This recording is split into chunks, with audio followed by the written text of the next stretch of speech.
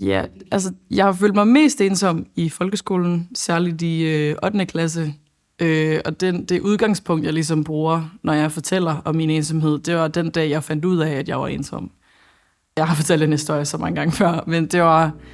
Min mor havde lagt mærke til, at jeg havde en dårlig dag, og så tænkte hun har da godt nok mange dårlige dage for tiden i grunden. Og så spurgte hun mig, om jeg ville beskrive en minusdag og en nuldag og en plusdag for hende.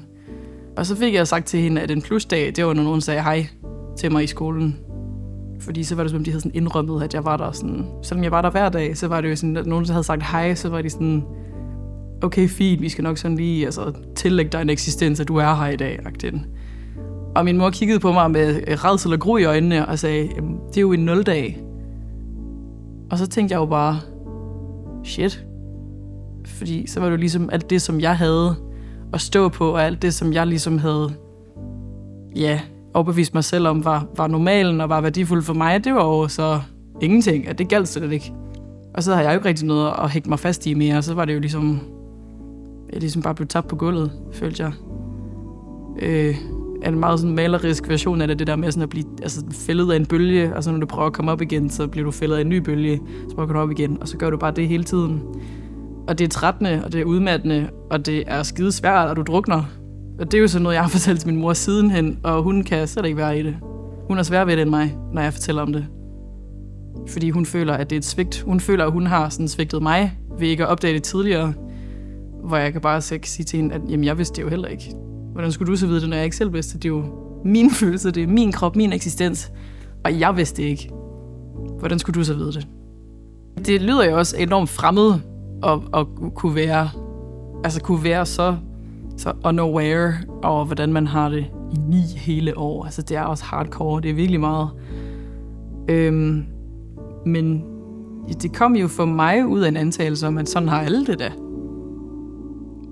Jeg har ikke noget udgangspunkt for at vide, at det er ikke alle, som har det sådan, fordi jeg havde altid haft det på den måde.